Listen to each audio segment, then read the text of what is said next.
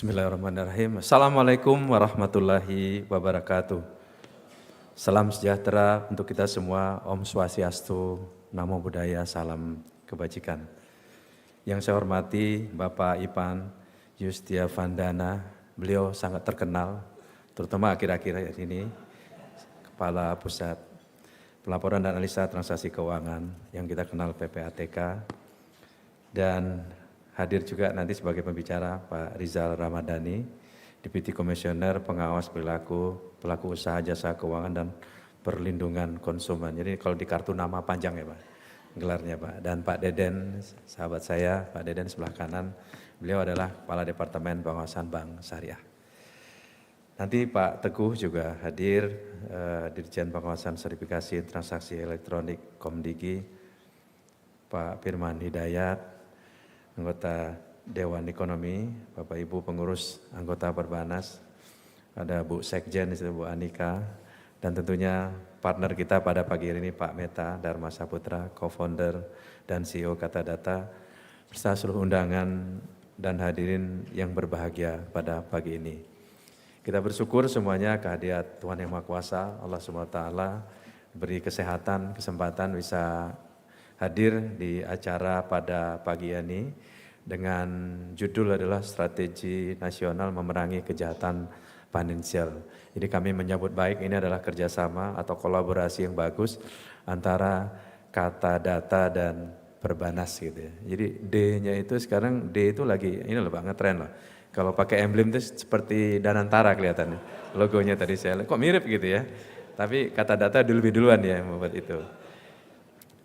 Bapak Ibu sekalian yang saya hormati, kita melihat sepintas ya perkembangan perbankan di Indonesia cukup resilient ya. Walaupun kita tahu global ekonomi kita sekarang sedikit melambat ya, ada tension politik ya, kemudian perang tarif dan seterusnya yang mempengaruhi pasok rantai komoditi dan lain-lain. Tapi kalau kita lihat perbankan di Indonesia, aset perbankan bulan April yang lalu 2025 itu masih mengalami pertumbuhan sebesar 16,15%. Kemudian kita juga melihat bahwa di posisi Juni baru saja beberapa bulan lalu, dana pihak ketiga itu masih mengalami pertumbuhan hampir 7% ya. Sekarang dana pihak ketiga perbankan itu sekitar 9.329 triliun. Dan di sisi lending side atau kredit itu mengalami pertumbuhan sebesar 7,77%. Sekarang kredit perbankan secara total berjumlah 8.059 triliun. Pertumbuhan tersebut menunjukkan bahwa industri perbankan Indonesia memang kita lihat cukup resilient, apalagi dengan kondisi permodalan ya, kita sekarang CAR itu masih cukup tinggi sebesar 25,42%. Jadi artinya room untuk perbankan melakukan ekspansi itu masih sangat cukup gitu ya. Nah, dengan kondisi seperti saya sampaikan tadi bahwa perbankan ini juga nggak mudah mengalami berbagai tantangan. Siapapun organisasi di Republik ini pasti tantangan selalu ada, apalagi lembaga bisnis seperti perbankan. Yang pertama, tantangan kita itu adalah dengan era digitalisasi dan juga Gen AI ya, itu kayak pedang bermata dua. Satu sisi digital ya, electronic channel itu memudahkan bank dalam memberikan layanan terbaik pada nasabah. Tapi di sisi lain juga bisa digunakan oleh para fraudster ya untuk melakukan berbagai macam kejahatan financial.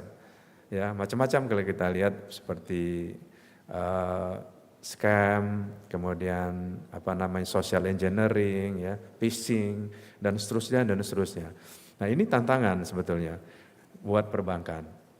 Sebagai lembaga yang memang dibangun atas fondasi kepercayaan, bank memang memegang amanah besar dalam mengelola dana masyarakat berdasarkan prinsip kehati-hatian, integritas, dan juga tanggung jawab. Dalam era digitalisasi ini di mana data nasabah menjadi aset yang sangat berharga, ya, bank harus mengedepankan customer protection, perlindungan terhadap data nasabah dan nasabahnya juga. Nah, kerangka APU PPT memperkuat proteksi ini melalui kewajiban tata kelola, kebijakan, prosedur, pengendalian internal, sistem pelaporan, ya, dan pelatihan dan juga pemantauan berkelanjutan sebagaimana diatur dalam POJK nomor 8 tahun 2023 untuk seluruh sektor jasa keuangan. Nah, regulasi ini menuntut pengawasan aktif ya dari kami sebenarnya direksi, komisaris, manajemen risiko berbasis profil nasabah serta pelaporan kepada otoritas sehingga risiko pencucian uang, pendanaan terorisme ditekan ya sejak hulu. Pasti Pak Ivan pasti setuju itu kan. Kalau bank melakukan ini berarti memudahkan pekerjaan PPATK juga. Nah, di level operasional bank wajib menjalankan namanya Customer Due Diligence atau CDD untuk memastikan customer protection ini terjalan. Jadi kita tahu nih mana yang memang nasabah yang profilnya adalah nasabah yang benar-benar nasabah ataupun memang seperti tadi kita diskusi di ruangan sana gitu ya. Dipakai rekeningnya untuk judol, dipakai untuk kejahatan dan lain sebagainya. Dengan CDD ini kita mengerti profil nasabah kita. Jadi memang dari sisi perbankan sendiri juga kita diminta tuntut untuk melakukan CDD ini dengan baik dan masif gitu. Salah satu yang dilakukan adalah dengan identifikasi dan verifikasi identitas, pemahaman tujuan, sumber transaksi dana yang digunakan, segmentasi profil risiko, dan monitoring traffic transaksi. Nah untuk nasabah yang berisiko tinggi diterapkan juga, naik lagi dari CDD naik lagi EDD, Enhanced Due Diligence. Ketika muncul indikasi transaksi mencurigakan, bank berkewajiban menyampaikan laporan transaksi keuangan mencurigakan kepada PPATK, sesuai dengan Undang-Undang Nomor 8 Tahun 2010, termasuk kemampuan melakukan penundaan transaksi sebagaimana mekanisme undang-undang dimaksud. Ini bukan semata kepatuhan, langkah tersebut dilakukan untuk melindungi nasabah dan menjaga integritas sistem keuangan. Dengan demikian, customer protection dengan penerapan CDD menghasilkan perlindungan komprehensif, mencegah fraud dan kejahatan finansial sekaligus memperkuat kepercayaan dan loyalitas dan stabilitas perbankan di Indonesia. Pak Ivan, Bapak dan Ibu yang saya hormati, selain menjaga keamanan nasabah, bank juga melakukan pencegahan atas pencucian uang. Perbankan telah memiliki APU, PPT, PPS, MPM, itu panjang Pak. Di beberapa perbankan tentunya APU PPT ini sudah dibuat unit kerja khusus ya, langsung di bawah Direktur Kepatuhan. Mungkin beberapa Direktur Kepatuhan hadir di ruangan ini juga sehingga lebih fokus dan independen ya. APU PPT ini salah satu berfungsi untuk melakukan monitoring atas transaksi mencurigakan yang menggunakan rekening dorman. Nah, tadi kita udah bicara mengenai rekening dorman ya, mungkin nanti agak menarik ya diskusi di panggung. Nah, berdasarkan POJK nomor 1 /POJK .03 tahun 2022 disebutkan bahwa rekening dorman atau rekening tidur itu adalah rekening yang tidak mengalami mutasi transaksi debit maupun kredit selama 6 bulan berturut-turut, kecuali transaksi yang dilakukan sendiri oleh bank sendiri seperti pencatatan bunga, kredit bunga atau biaya administrasi. Nah, sesuai ketentuan POJK nomor 1 tersebut tentang perlindungan konsumen sektor jasa keuangan dan juga Surat Edaran OJK nomor 32 tahun 2017 tentang penerapan APU PPT di sektor perbankan, rekening yang telah berstatus dorman wajib dikelola sesuai prosedur internal bank mengacu pada prinsip kehati-hatian dan perlindungan nasabah. Prosedur ini dapat mencakup penonaktifan sementara, pembatasan transaksi atau penutupan rekening, serta pemantauan khusus untuk mencegah penyalahgunaan oleh pihak yang tidak berwenang. Jadi peran ini dilakukan oleh bank sendiri gitu ya. Bapak dan Ibu yang saya hormati, sebagai bagian dari solusi jangka panjang, kami mendorong seluruh pemangku kepentingan untuk turut menggencarkan upaya edukasi dan literasi keuangan, termasuk keuangan digital secara masif, berkelanjutan dan terintegrasi. Literasi yang kuat merupakan garis pertahanan pertama dalam mencegah masyarakat menjadi korban kejahatan finansial sekaligus menjadi pondasi kokoh bagi terwujudnya sistem keuangan yang inklusif, aman, dan tangguh.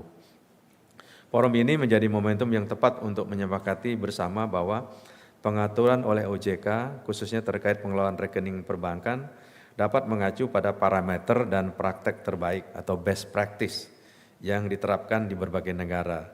Melalui forum ini juga diharapkan dapat terjalin kolaborasi yang lebih erat antara stakeholder agar lahirnya ide-ide strategis serta penguatan langkah-langkah konkret menuju sistem keuangan yang lebih aman, sehat, dan terpercaya.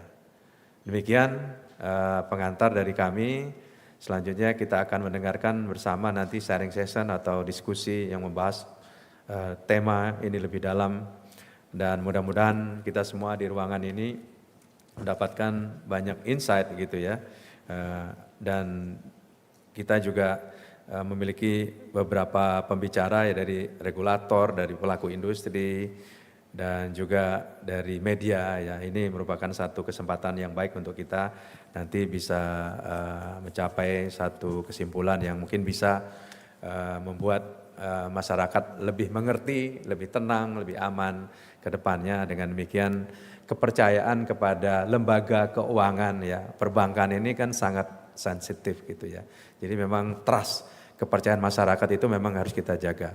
Kalaupun ada isu, ada hal yang penting kita harus luruskan, harus sampaikan, dan sehingga membuat masyarakat atau nasabah menjadi tenang. Mungkin itu dari kami. Sekali lagi terima kasih, selamat mengikuti acara ini, diskusi ini. Bila taufik wal hidayah, wassalamualaikum warahmatullahi wabarakatuh.